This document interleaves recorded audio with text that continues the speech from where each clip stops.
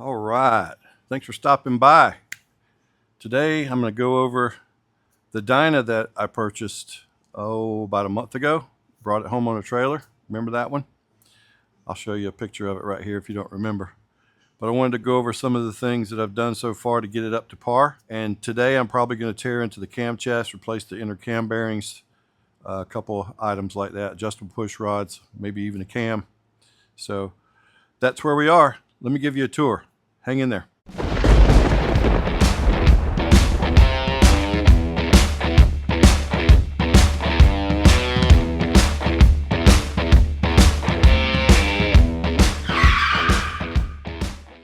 So one of the biggest things I did was I changed out the fork stems. They had a little bit of chafing, scratching going on stock ones, so I replaced them with the gold ones and put this little windshield on there to help defer some wind over my head. It don't look too bad. It works really well. I put tires on it because the tires were dry rotted, and put the breather on it. So I put these little tail lights on here. Took away the big giant chrome ones. So these work as run, brake, and turn. All right, and then on the front, I put these little tiny LEDs up here. They're kind of hidden away. You don't really know they're there. So that's another little additional trinket. And that's about it. So I'm going to go ahead now, I think, and take the headers off and get those cam bearings out. All right, hang in there.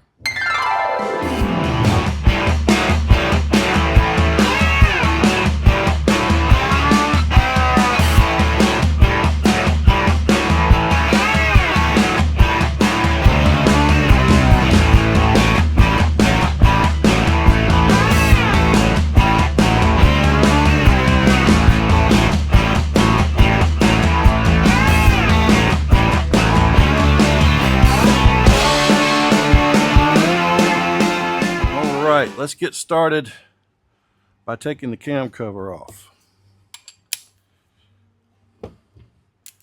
This is a 2014 Dyna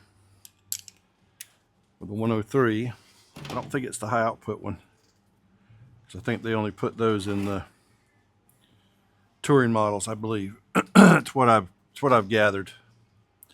So anyway, let's go ahead and pull these screws.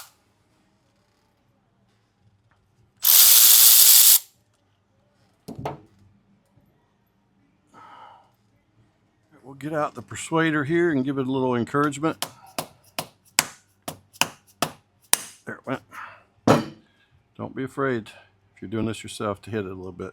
Just use a rubber mallet and you'll be okay.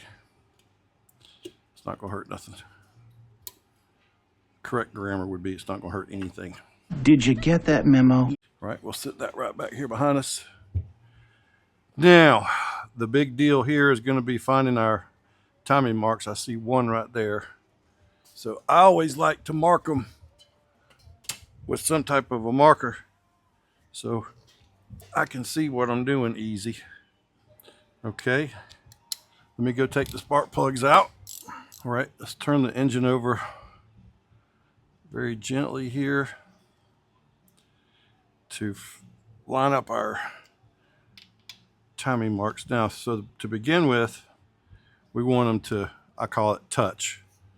That's going to put the rear cylinder top dead center on the compression stroke.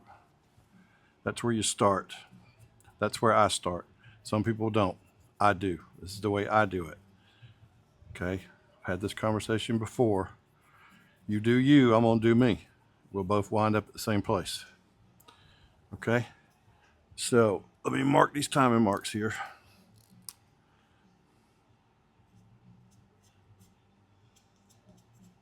Maybe you can see that better.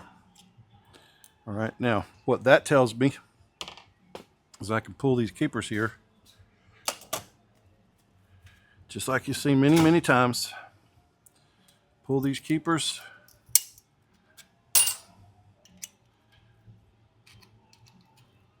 Like that. That should spin, and it does. This back, let me go grab another pair of pliers.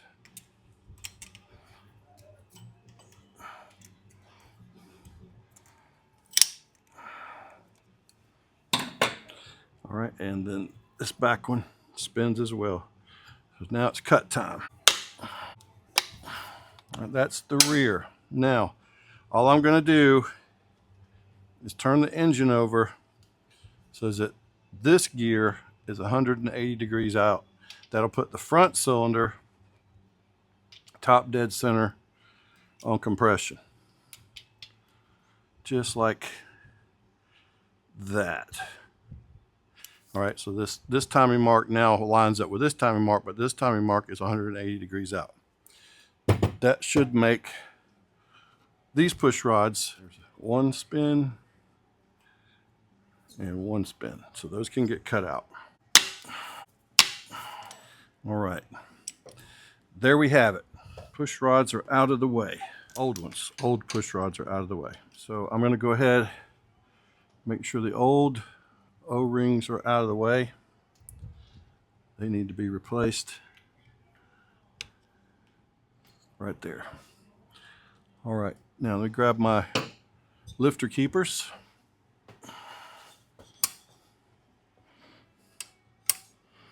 We'll just spin these down just a little bit to pull the lifters up, get them out of the way so that they don't touch the cam lobe when the cam comes out.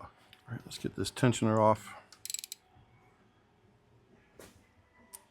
Now let's get these two bolts off so we can get the gear set off.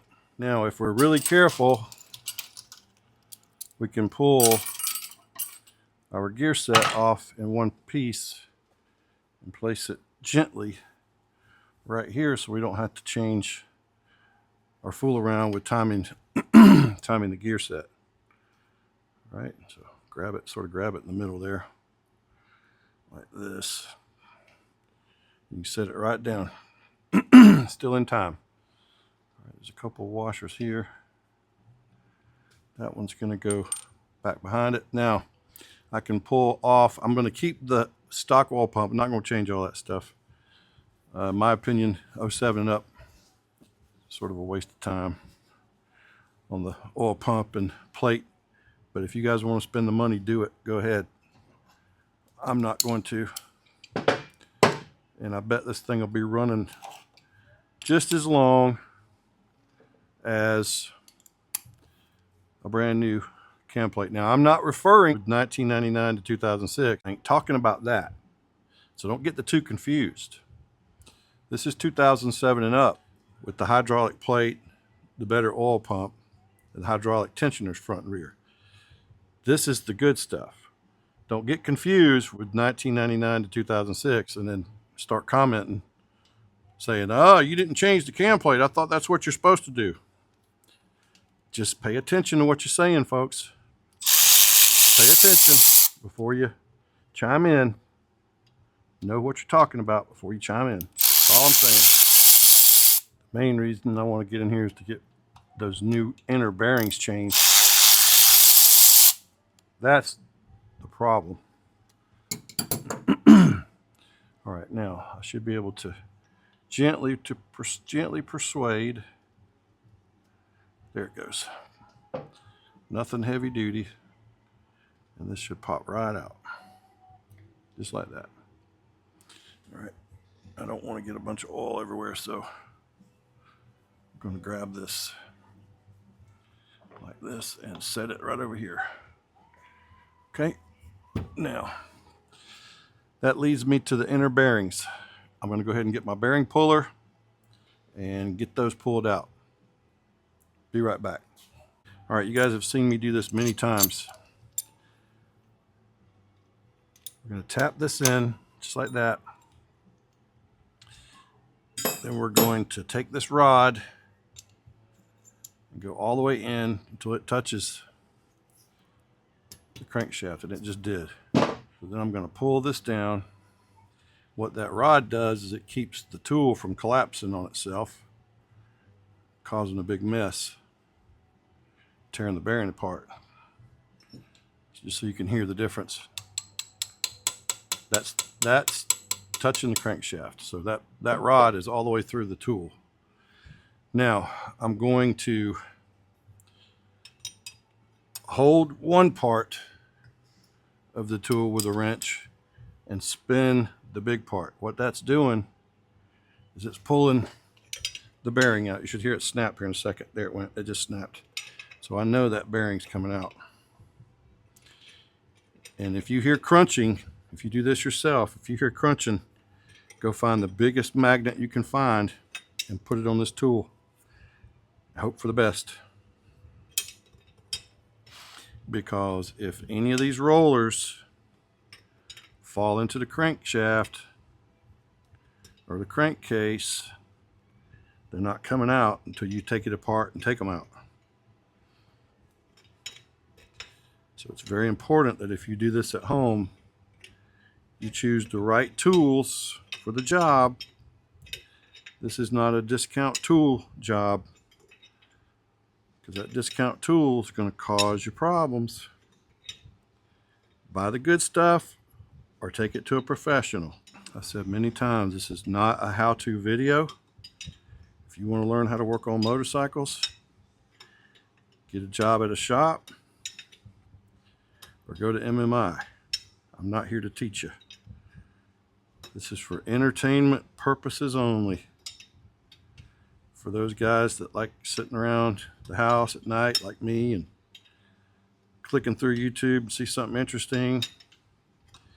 You want to just get the basic ideas of what's happening. That's what this is for. All right, there goes that one. All right. Lay that down there. Lay that down there. And our bearing should be in the tool here. There's the old bearing. Now we want to get this little rod out of here so it pulls right out. Then you want to reassemble your tool. Put the big washer on, the big nut on, and go back in there and get the second bearing out.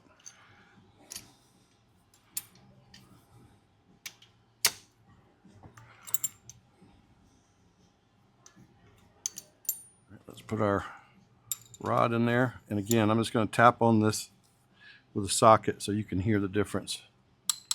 It's kind of a hollow sound. Hollow, hollow.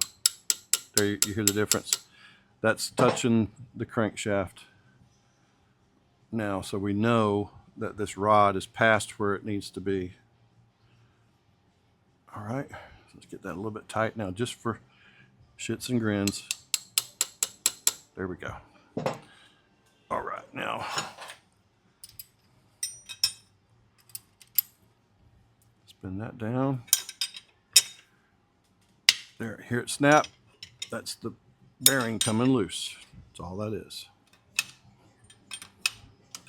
All right, bearing's loose.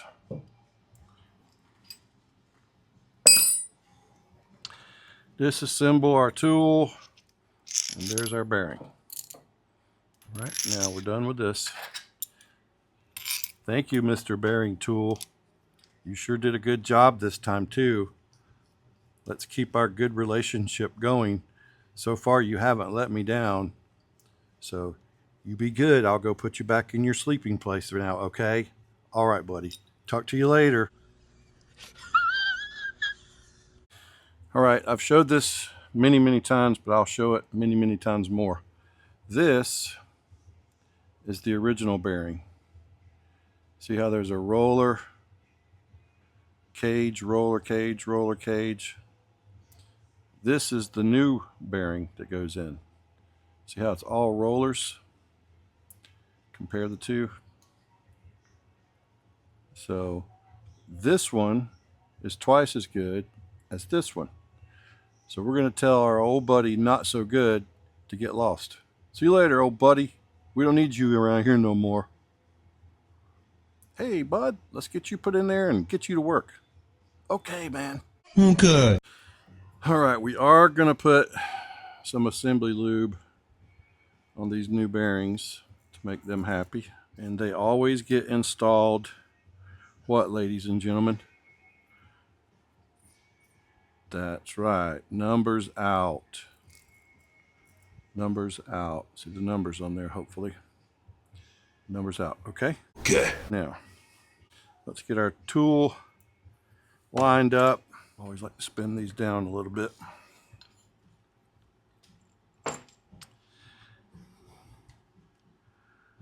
Oops. Like that.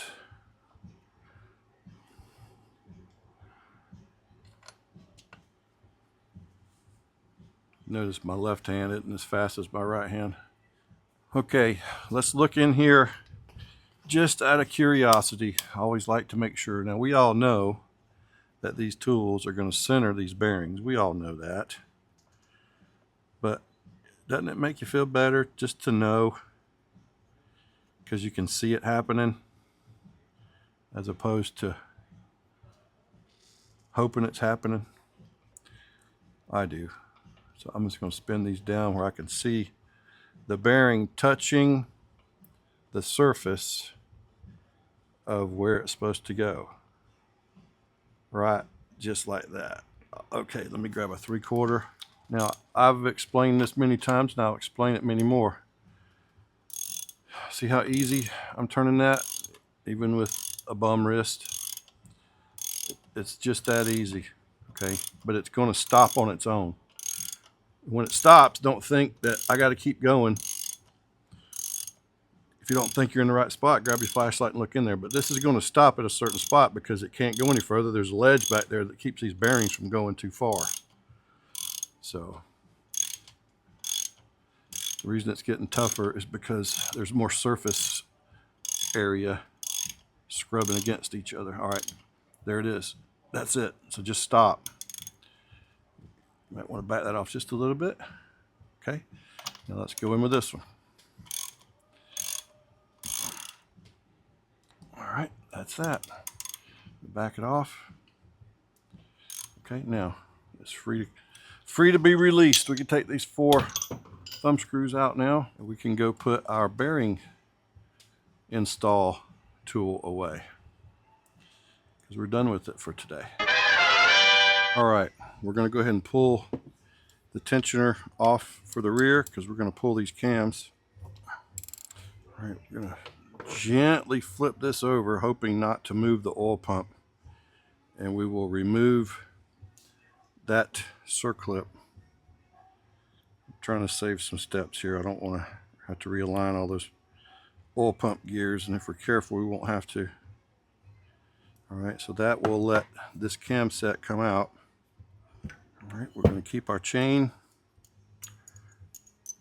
We'll let those cams sit right there. Now, the cam choice is the competition cams 4102s. They call them chop cams. So we're going to put those in. They came highly recommended by a mentor of mine from Pinellas Park, Florida. He owns a cam production company. He knows who he is, and I appreciate him advising me on these chop cams, competition cam. Okay, so now let me get my fancy marker. Oh, we didn't do it the first time. Okay, let me skip one tooth. See if that'll do it. All right, that looks pretty lined up to me. Okay. Okay.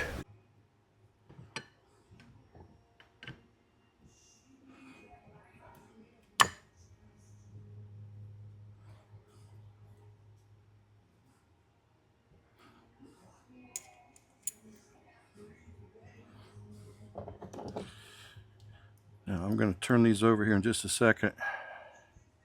Put a bunch of assembly lube on there.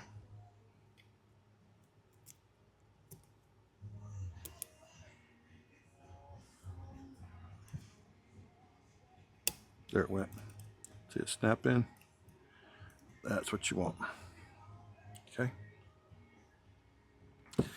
Now let's put some assembly lube on this bad boy. Let's put our tensioner back on. These 07 and up cam installs are much easier than 99 to 06. Okay, now I got to get some O-rings, replace the O-rings, and we'll put this back in the bike. Hang tight. We should be able to put this back right where it came from. Let's see. Look at there. Is it gonna go? How about that, man? How about that? That don't happen very often. All right. All right. Okay, we're in good shape there. Okay, so I didn't disturb the oil pump at all. So now, let me see. I need to get this. What's those things called? Gaskets. That's what they're called. Let's get that gasket off of there. Okay. We don't need that no mo. Okay, now I'm going to go ahead and put back the fasteners. Pardon me for technical difficulties. This should be free flowing now. There it goes. Back to our regularly scheduled program. So what's the old saying? A little dab will do you. Yeah, that's right. Okay. Put these in and torque them at 115 inch-pounds. Spin this down to 115 inch-pounds.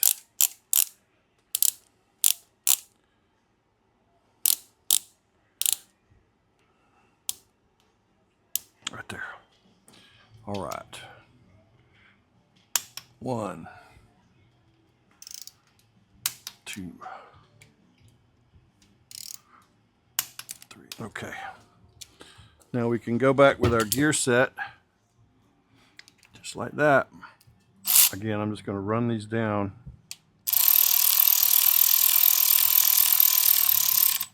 As a time saver. And then I'm going to come back with Mr. Torque Wrench and come in here at 115 inch-pounds.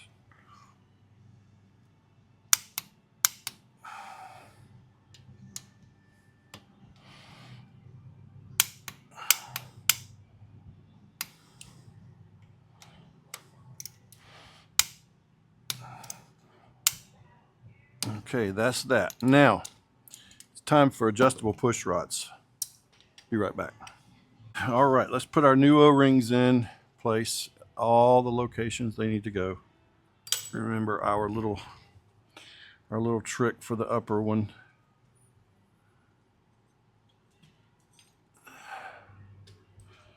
Use an old push rod tube top half to push the O-ring in place. Use lubrication on the O-rings and they'll go in a lot easier. That seems obvious, but a lot of times we don't think about that. Okay, so we stopped on the front, so we're gonna start back on the front. I'm gonna put the intake in place and we'll just spin it down by hand. All right, so we're gonna hold the stem, I'm gonna call it the stem, down. We're gonna snug down the top and then we're gonna go 24 flats. There's 1, 2, 23, 24. All right, we're gonna let that sit and bleed down. All right, I went ahead and skipped forward. I finished the push rods on the rear and the front. I put the cover on, torqued all the screws down and replaced the exhaust, put the exhaust back on there and bolted it down. It's ready to go. So the next thing is tune and we'll go from there. Hang in there. We're not done yet.